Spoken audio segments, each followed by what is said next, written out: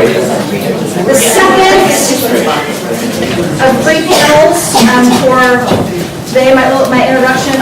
This is how high-tech I am. I'm reading my introduction. Hello and welcome to Tracers Takes on Feminism. I am Jennifer Reeder, one of your hosts for today. Along with Carrie Ruckel. I'd like to thank you, the audience, for coming to this important set of discussions, and to all the participants, we will meet in a moment, and to the moderators, and especially to Shannon Stratton and Abby Letinsky from Threewalls for providing this location for this event within the Faith Wilding's remarkable exhibition. Tonight at Gallery 400 at 8, Faith will is going to be present reading from her memoir. It was a really hard word for me to say. It sounds like I'm pronouncing it wrong. And maybe singing. And maybe singing. I can say that pretty clearly. So there's a whole sort of like, so after it ends here, you can trek on down to Gallery 400, and then trek back maybe, because I think there's another reception here later, even after that. Tracers Book Club is an all-inclusive social justice initiative made up of artists, educators, and activists, and otherwise fully engaged humans. We are all tracers. The discussions today will address feminism as it relates to issues of LGBTQ, which was the morning panel, motherhood, which is the panel that's happening right now, and race, which starts at 3. These are very broad and, in fact, huge terms to deal with in an hour and a half, but it's a start. Tracers is dedicated to bringing it up, to calling it out. I predict that today's conversations will be provocative, smart, and emotional equally. This is an open forum, but a safe one. Let's talk about anything and everything. Let's exchange and embrace new forms of action. Issue challenges and reciprocate promises. Let's be all in this together. Tracers, tracing. Sign up for our mailing list, which is by the merch. It's on the merch table. So if you want some more information about sort of like what we do and where we do it, you can also find us on Twitter and Tumblr and Instagram, and there's a Facebook page. There's also a closed Facebook group that you can ask to join, which is a really nice kind of place to exchange information. What was I here? Oh, and the most important part really is the merch, the free merch. So near the snack tables also there's takeaway prints and pencils and little calling cards, so make sure you get your merch. Each discussion will be about an hour with the participants talking, and then maybe another half an hour or so, and this is just a general of then the audience participating as well.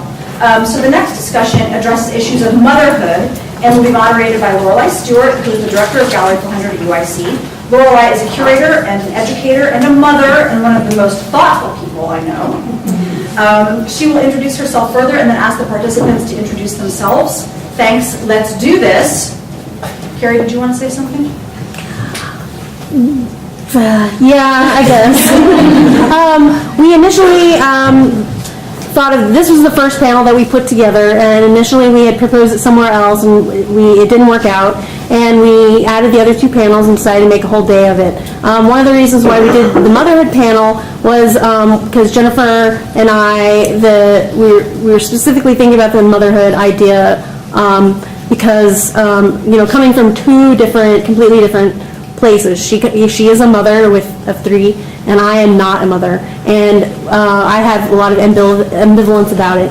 And so I am a feminist, and I have a lot of questions about the connection between motherhood and feminism, and so I'm really happy that you're all here to participate and enlighten all of us. And I wanted to say one more thing. We've got programs that were at the front. So the programs have information about all of the participants today, and also a little bit more information about Threewalls and Tracers too. So I will leave, these are at the front desk. There's a bunch of them, so take one if you want. Love, Lorelei Stewart and the mothers. Thanks.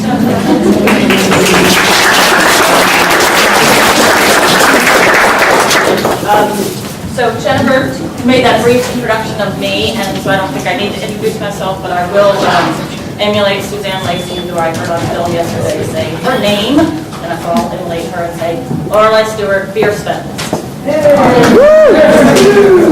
I'll leave you guys all to introduce. All right, I'm Christa Donner. I'm an artist and occasionally a curator and a writer, and I live at Threewalls, and I run the website Cultural Women.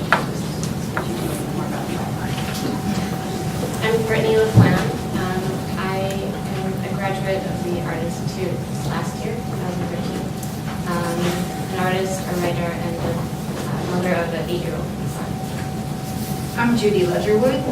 I'm a professor at Northwestern University. I'm an artist, and I'm a mother of a 22-year-old.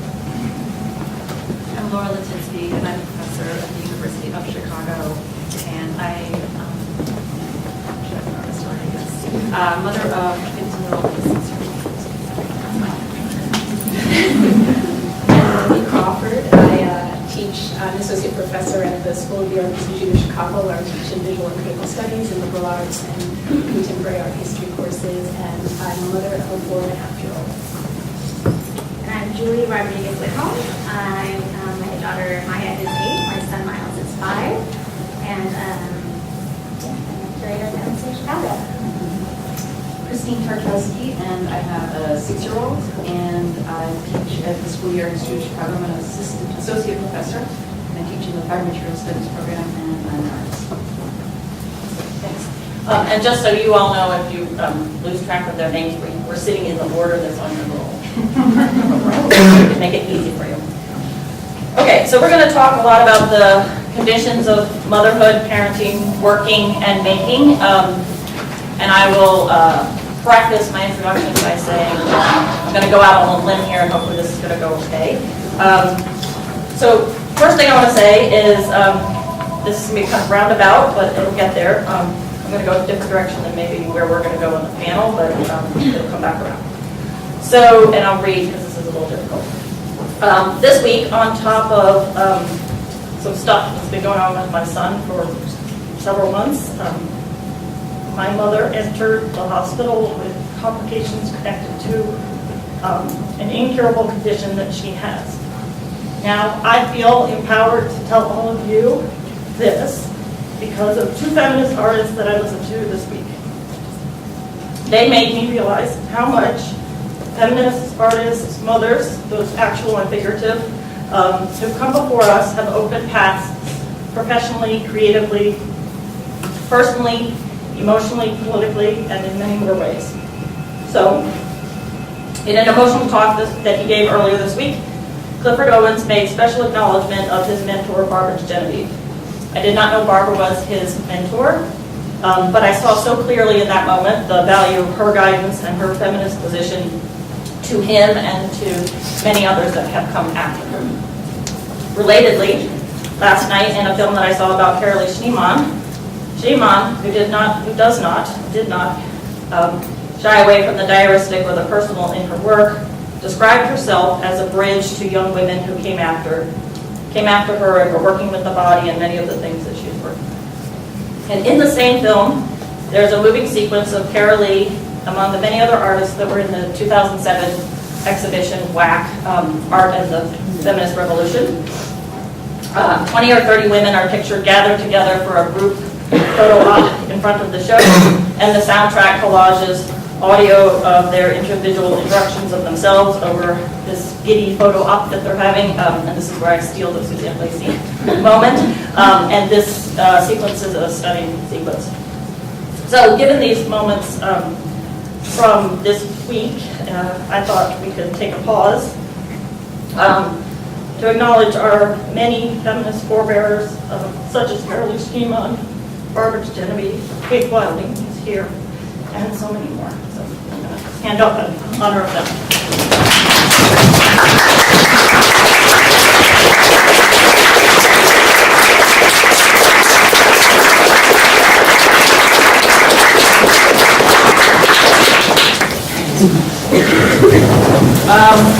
Thank you all. Okay, so I'm going to gather together here.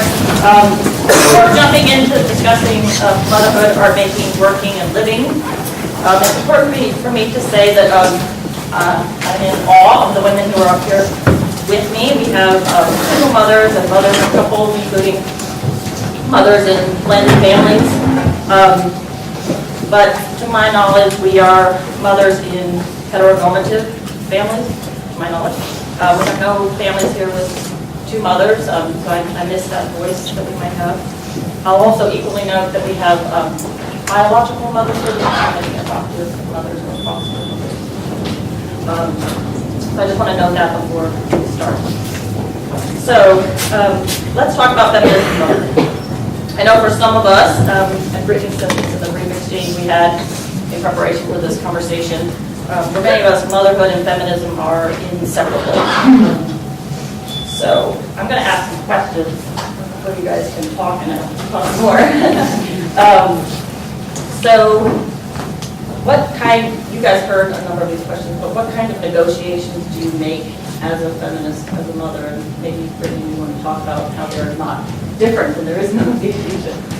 Well, I guess for me, I became a mother before I became an artist or a feminist.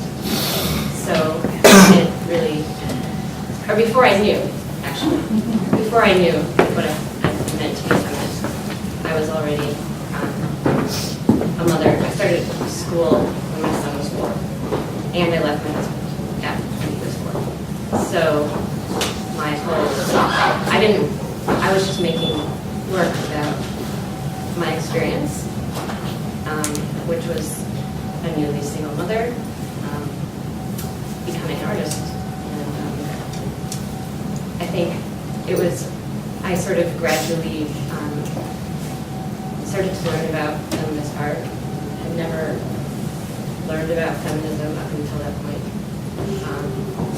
It just wasn't a part of my upbringing.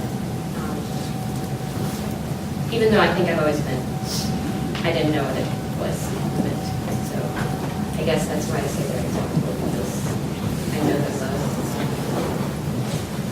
as intimately, I guess.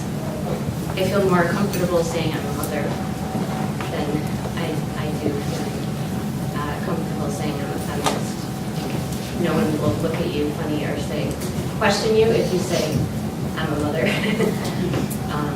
You don't have to defend that statement. So other people have a different sense of their position and their role. I think that I identified myself as a feminist early on in my practice, maybe because in my field, I'm just going to say I'm probably one of the more mature artists out here, but I think that when I started out as a painter in my field, I was so aware of the fact that in painting anyway, most of the leading practitioners were male. So in order to distinguish my practice from or in order to stand out, I felt like I had to identify myself as other. And to identify myself as other meant identifying myself as a feminist.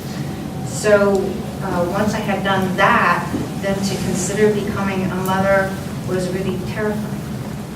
And I think that way back when I started to contemplate becoming a mother, there weren't so many role models. So what I'd like to say is that it was really important for me to know that it could be done, and that it could be done because other artists had done it.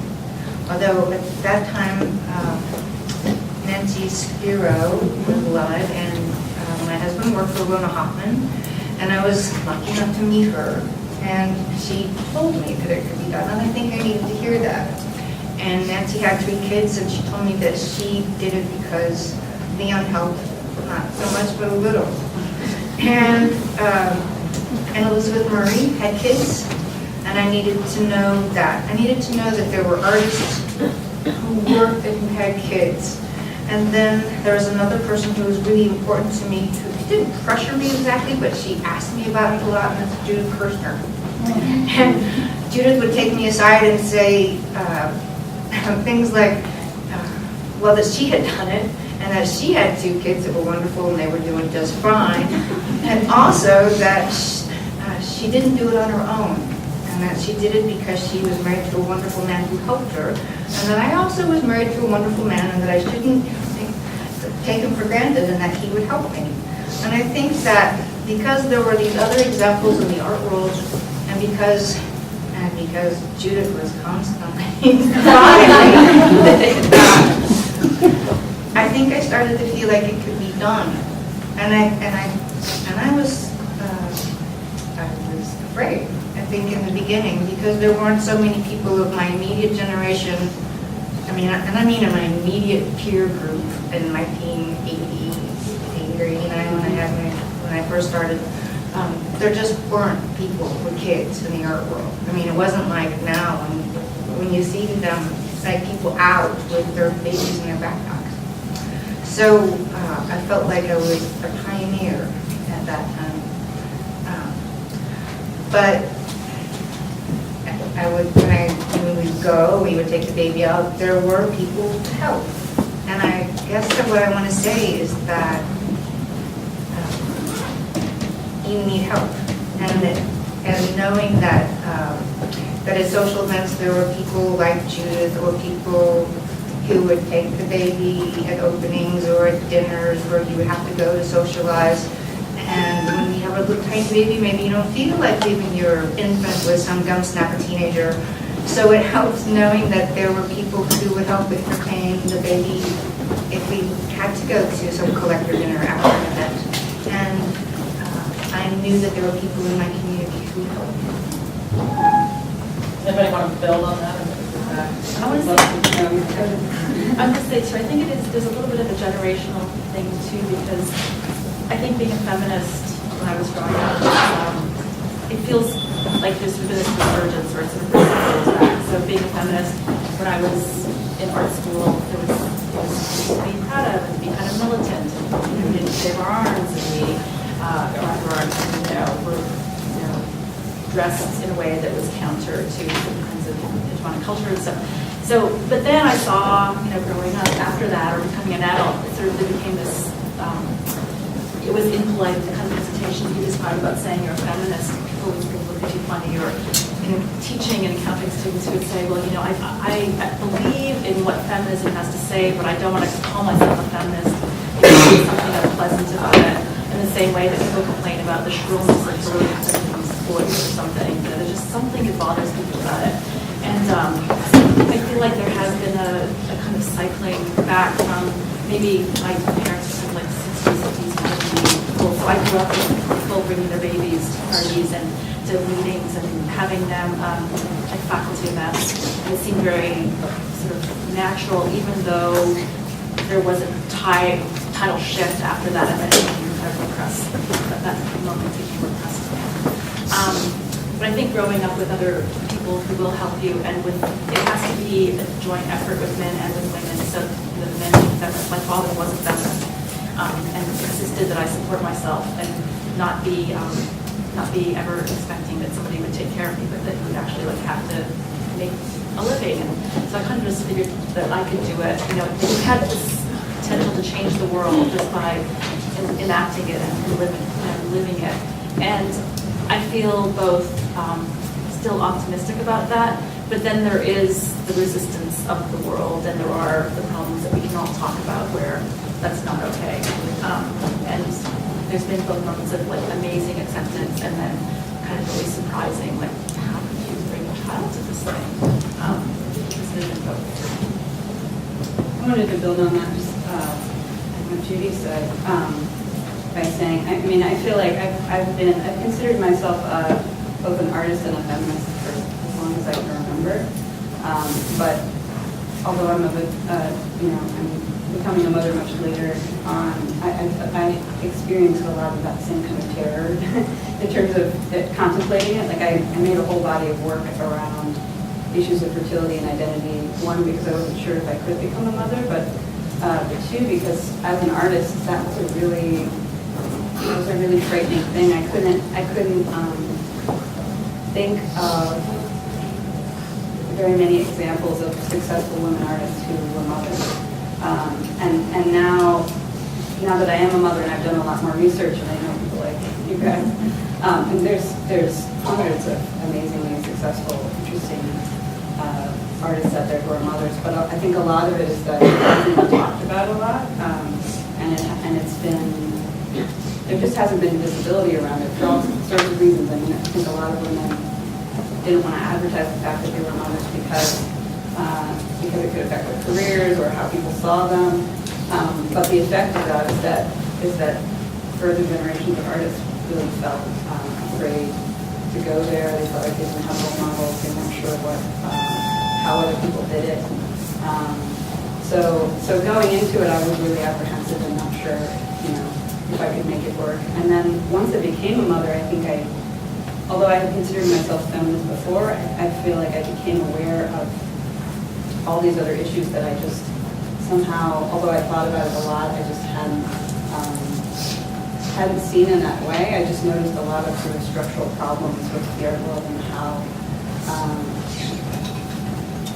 I felt like, well, I still feel like a lot of the reasons why there are these power imbalances in terms of men and women being successful artists in the art world has to do not just with people saying, oh, I don't like that person if they're a woman, but you know, women who do choose to have children, there's all kinds of problems with like artist residencies. Most of them don't allow people to bring their children or partners. Art openings always happen on Friday nights when you have to get a sitter if you can afford one, or drag your kid along and not have a very successful conversation with anyone. So like just even the possibilities for having conversations or networking in the way that you need to as a working artist, those things, access to those things is really limited for artists who are active parents, especially mothers. Let me say something that resonates with what Laura said, and it may be that I'm part of that generational, or the same generation, but part of that same sort of space, where I think I had a lot of disinterest, and that's the best word, I think, towards both feminism and motherhood for a very long time, and I think it's a constructed disinterest, having as a set of models feminist mothers, and being very aware of sort of the limitations of living up to both of those ideas. And so again, this is kind of constructed disinterest around motherhood and feminism, but there's a really good but on the other side of this, which is that being in this present moment, I actually am able to find a different sort of relationship to feminism via my practice of motherhood, to be very honest, and so that's been interesting to me as somebody who did not necessarily was not necessarily passive about my feminist tendencies because I thought that it was bunk or something, but I really sort of thought that it was from a space of knowing something about this is not something I necessarily needed to speak up about, right? And also felt like I did not need to speak up about wanting to or having the desire to be a mother until very late. And then once I did so, finding some sort of important intersection or groove where both of those built meaning through the other. How would you describe that? It relates to the way I found myself. I was joking with somebody this week about the insufficiency, like somebody who hates the word practice for artists. And they're like, it doesn't bother me. I just use it to describe all these other things. And ultimately, motherhood shows up to me as these sets of practices that I either know or that really I don't know. Like yesterday I learned that you need to have Valentine's, well, it's a good thing to have Valentine's cards for the kid. And I just thought I was going to be outside of that, we weren't going to do it, and I got there and he didn't have them, and I went and ran and made Valentine's and ran back to school. So it's like these things that I don't know. I'm living in I'm working into a practice of this. I guess this is what makes a decent, okay mother, maybe, I don't know, but something told me I should do it. So I did it to rectify this, but those sorts of things. And I think that allows me to sort of think about how I'm a feminist in ways that are very sort of practical and decided, and not sort of just sort of part of an esprit of a feminist, or just kind of like I've got the feminist vibe or something, or like, something I can do, and a set of actions that can be really sort of, connected to feminism. If I may just, now that we're talking about our versions of feminism, I'm thinking about it. And I would say, I guess I was a naive feminist all along, from high school. And I read Sassy and I listened to L7 and Mole, I did all that. But, I always thought I would have kids, and I always thought I would become a curator. I was sort of naive, plodding along like, this is what I want in life, so of course I can have it, of course I can do it. And I would say since being a mother, and it's taken me, I think, 8 years to get into the groove of motherhood. Now that my youngest is 8, I kind of feel like, okay, I think I'm getting a hold of this thing, this sort of movable, evolving state of being. But it really, I think being a mother has turned me into a fierce feminist. I think I've had this transition within the last 3 years, partially because of, my career and the challenges at work, balancing the challenges of home and children. But for me, the key to survival has been honesty, and I thank you, Lorelei, for starting this whole discussion with this brutally honest sharing. And for me, that's how I've been able to get through the last few years, just talking to other women, like, are you going through, because I'm having kind of a hard time in this reality that 2014, people are making choices. For me, feminism is about choice and freedom to make my own choices, right? So if I want to, go to all the openings, I don't want to be judged by the fact that I want to go to all of the openings and my husband's at home with the kids, right? If that's my choice, then that's what I want to do. Or do I want to be judged that, I'm not a good curator because I would like to see my kids once in a while and I don't want to go to openings for a whole month. So, the infrastructure of the art will make it very challenging to have family life and work life, because the art will demand so much of your time and your presence and your face to have these social relationships that create opportunities for all of us and vibrant, fascinating discussions, but there are only so many hours in the day that we can have those conversations and do the full-time work that is taking care of the family. So really, it's the last 3 years for me have been so eye-opening, where I realized that people are trying to make choices for me about what I want to do and sort of telling me they're just deciding for me. And I know it's kind of vague, but I've always felt I can do, if I put the effort into it, I can manifest what I want in my life. And to have people sort of decide for me is very like, are you kidding me? It's 2014. You can't tell me, or decide for me because I'm a mother and a woman that I don't want that. I will tell you if I want that or not. We have her presentation. So just reflecting on this idea, it seems also very biographical too. So as a feminist, I suppose I didn't have to ask myself who I was for a long time, because I've also been in kinds of traditions of feminism, such as art and material studies, part of the Art Institute, and I studied textile design. So sort of by design, I've kind of, as an artist, placed myself within those kinds of terrains that educate other women, particularly, about these fields that are really women's work. And so the conversation was always constant within those arenas, and the kind of work that I've made as an artist straddles two territories. One is the decorative and also sort of muscular sculpture or certain kind of bravado scale. So I've been able to pursue both. And so because the conversations have been ongoing within broadly the last 20 years, where I've been with textiles and premature studies, having a child was kind of a moment to reflect back on that not really knowing that I was doing these kinds of things, or I had to make those kinds of choices, but I was sort of already there. And then after having a child, I think very similar to Romi, like, oh, so I really don't know any of this language, or I don't know any of these limitations. I haven't experienced them until you come across them socially or institutionally or personally. So I think there's a lot to say about kind of what happens before you have a child and then what happens after you have a child, because then you're met with the very real, the reality of what you're faced with. So I'll stop there. What I heard a lot of people say was that there are these limitations, and then it becomes difficult to navigate them. And I wonder if you want to share, have you found a way to make it work? Like Judy, you shared how you made it work because you had these other people, and I'm not sure that everybody else has said that you had that kind of work.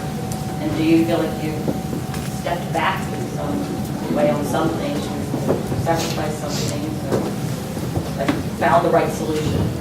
I think that you just do a lot of juggling, and I'm sure you have to do a lot of juggling too, and that you have to make a choice. There was this talk that Dick Foster Wallace gave that just sort of itself, which he's not part of the story, but he talked about how there's so many things to do in the world. You could be the best Angry Birds player in the world. You could read all the collected works of a particular author or a particular time period, or you could, be the best athlete. Or you could just like spend a lot of time, piddling away and just doing a lot of different things and not really accomplishing anything. But if you want to accomplish anything, you're going to have to make choices, and you're going to have to refuse. Every time you accept to do something, you're refusing a whole bunch of other possibilities. And that speech struck me, I'm sure it struck many other people, that, as an artist, you have to make choices all the time. Like, are you going to go out and socialize a lot, or are you just going to have to make some work in your studio? Because if you're outside socializing all the time, you can't be making work, but you need to choose some of that. So how do you find the proper checks and balances? And with kids, I think there is a degree for most first-time mothers. I felt this more with my younger one, but where I always felt guilty. If I was at the studio, I felt guilty because I should be doing more teaching, or if I was teaching, I felt guilty because I should be a better mother, or if I was, at the skating rink, I was always just no matter whatever I was doing, I was not doing the right thing. And finally, you just kind of throw up your hands and just realize you have to do what you can do, and you do the best you can do. But it also made me really realize how much my mother did the best that she could do. And there was this moment of, at some point you blame your mother for parents for fucking you up, and then you realize no, they really probably tried their best. They probably took what they were doing and just winging it the same as I'm winging it right now. And so there's for me it was this moment of release, and having a second kid made me just feel a lot more generous towards other people who may be doing 50 million things. And also for myself, I'm just I have to make choices, and I can't go out all the time, and I can't stay at home all the time. I have to find a balance that works for me, and that's just the way that it is. And there are a lot of people that help, and you just thank them a lot. You can't let them know how much you appreciate them. Do you want to talk about your project, Christa, that seems to say, it's not just about me, and I'm going to make some effort to change this dynamic? I mean, I think for me, I'm very lucky to have, I have a very supportive partner who's here. But no matter how much support you have or don't have, it really changes your relationship to time, and then you become more aware of these sort of structural problems that I've mentioned before. I think for me, becoming a mother has just made me really aggressive about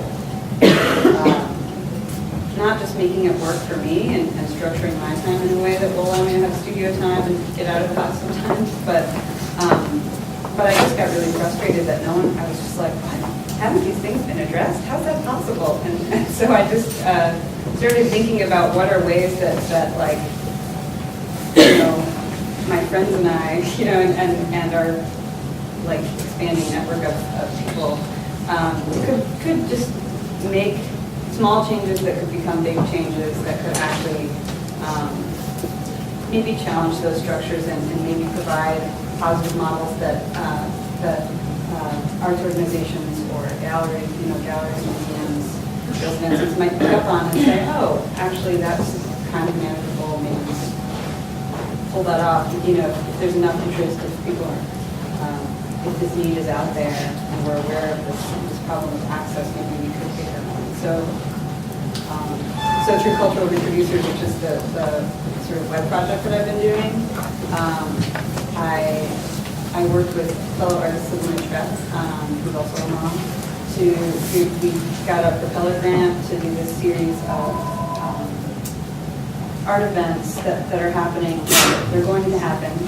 We're meeting with a lot of museums and galleries and institutions all over the city right now to host these events that will happen on Saturday morning, so 10 a.m. That hopefully not just parents would want to come to, but non-parents as well. The goal is that it's something where parents would have access to, parents of small children in particular would have maybe the most pronounced problems with access to that, could get out and have the conversations that are so difficult to have, make the connections that are difficult to make, and just participate actively in the artistic community. But the events, they're not just in the morning, but they have, we're working to provide on-site childcare for them. So you could come, you can drop your kid off, you can have conversations, you can, watch a performance or a lecture, and then there's an all-ages reception afterwards. So it's something that we're just really really just in the starting stages, but we had a really great meeting with Gallery 400 last week, or some time ago, very recently. We've got a program lined up for that. We're working with the Art Institute, and a whole, I don't know if you know about it, but we've got a lot of programs in the works. So for me, it was just really an urgent call to change things.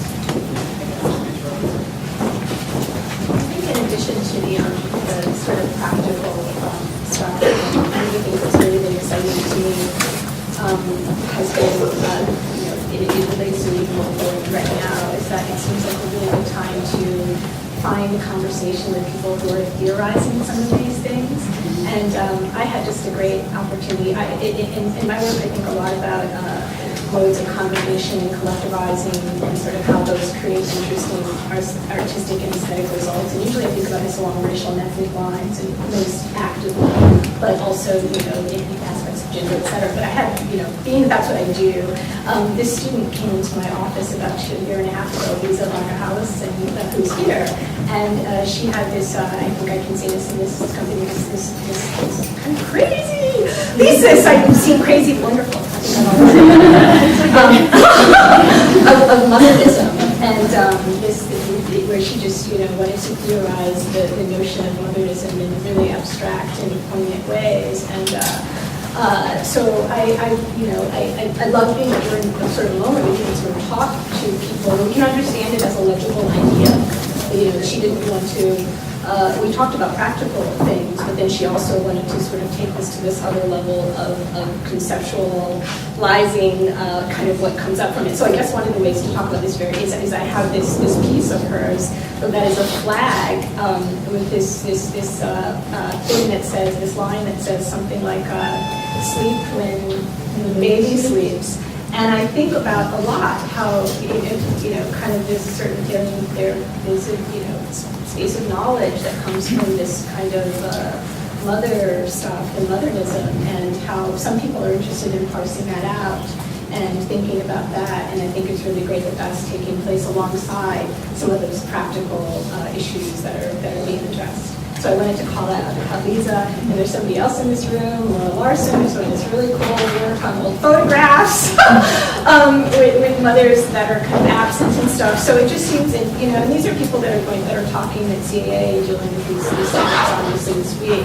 But there's just really good energy right now around thinking more abstractly about what mothers know. And I think the part of that's important goes to what you said at the beginning, Lorelei, about how there aren't any father mothers here, right? There are fathers who are ostensibly mothers, who sort of, again, take care of all of the kind of exercises and practices that mothers do, whatever that is, right? And so I think that people thinking about this is really important, and this would be how we could actually, expand. It's not just about, calling another set group of people to be here, but it's actually about expanding kind of what it is that mothers know, so we can understand how that moves and flows through different bodies and different people, not just those of us who are sort of, doing it in this sort of straightish way.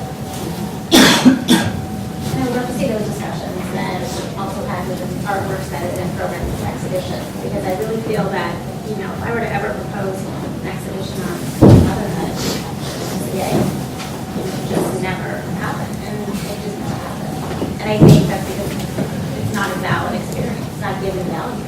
The sort of experience of being, a mother is not largely considered. How accessible can you get in a way, right? Or an accessible show, you show about motherhood, or mothering, but yet I think there is that. As we went to starting about misogyny and sort of how there are certain voices that are appreciated or valued and others that are not in this conversation, I think that sort of work is really important to, let's really have serious discussions about these things, but also the practical, like, why are there no shows about this practical life, about this terrain that is so rich for exploring, plurality of voices within? It's a big question.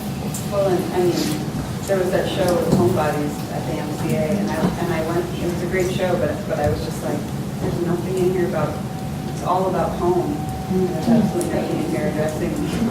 There were two pieces that address parenthood, and both by men. I also think that think when men do work about mothering or parenting, it's seen as being sort of heroic sort of, outward exploration, whereas women do work about motherhood, it's seen as being innate. I mean, I think that's the natural thing to do that. It's either sentimental or it's something that's going to damage your children. Right. Yeah. Can you speak louder? Yeah. Oh, sorry. I think what you were saying, Julie, kind of pointed or bringing up beside me, I think, Laura, you had wanted to talk about how motherhood, the facts of, the conceptions of motherhood play in different forms of such. Do you want to talk about that? And I guess just extending what you were saying about how you could never have a show about motherhood because it's not an experience that would be given any validity or credence. And I think more than, or just as much as being a mother, looking at the issues of salary, wages, how much attention female artists get in the galleries as opposed to male artists, compared to how many female students anyone who teaches knows, the statistics are still, I just looked it up today, it's like 80% of students are female, and then in galleries, 80% of gallery artists showing in galleries are men. And in terms of auction results, men command 80 to 90% of the market, and women command 10 to 20% of the market. So just thinking about sort of that basic thing, like I don't know what you do with it, those sort of creatures are not like, gallerists can't give the galleries over to work that's not going to sell because then they can't pay their bills. Curators can't necessarily justify showing artists who aren't going to be thought of by the donors, the board, and artists. So it's like this really tricky balance of how do you change it. And you said something about making small changes, and I keep on thinking about that too. Like, as a feminist, I would always say to my students, it's important for you women to know how to use a stupid camera. It's just a camera, it's nothing really complicated. But there was some people that are fascinated about the mechanics of this thing.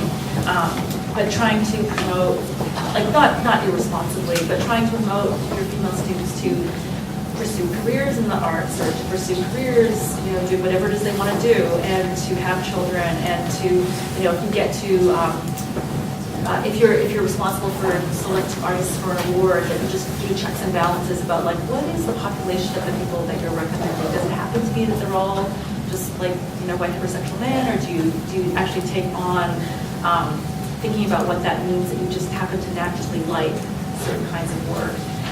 And I think that's the thing that each of us and everyone, I think if you're a feminist and want to be responsible in the world, you have to think about when you have any power that you try and exercise it as wisely as you can. And I was just thinking, I said this to the panel before, that I was in Beijing and there was a male professor who was giving a talk on his work on contemporary Chinese artwork, and I had been really shocked by how few Chinese artists, female artists, we were seeing in the galleries and in the institutions that we were going to. And so I asked him, I said, why were there so few Chinese female artists? And it totally threw him for a loop. He just said, I had never actually thought about that before. That's so interesting. It never occurred to me, I think it's just because male artists just, their work is stronger. And it's just it's more vibrancy to it. And it just, women's work tends to be more sensitive and kind of tender.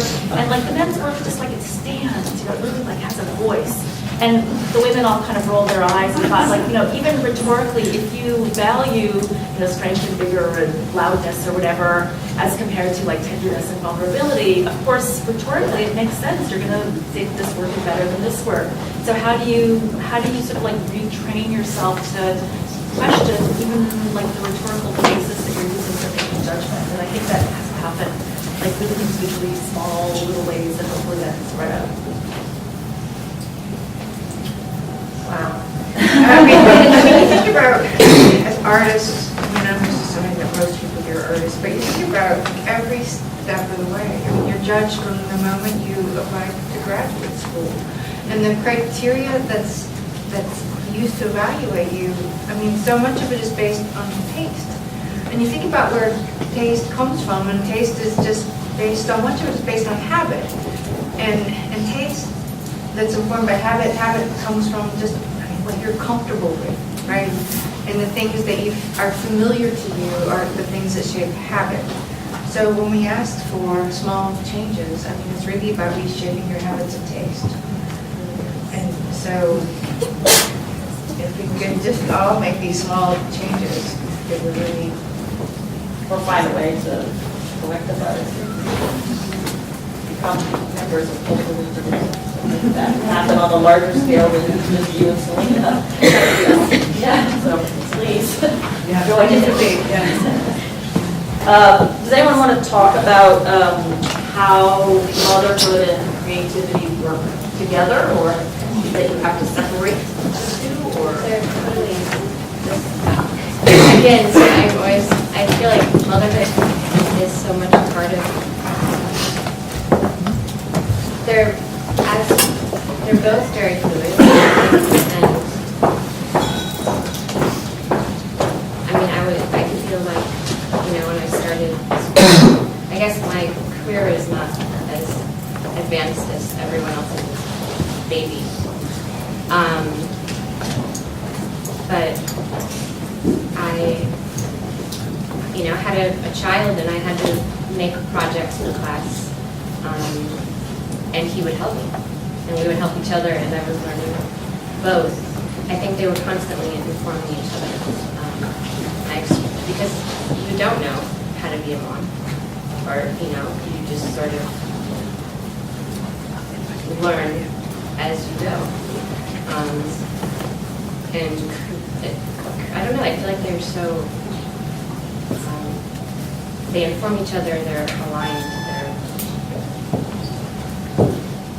I guess maybe both of them. I came naturally for me also, so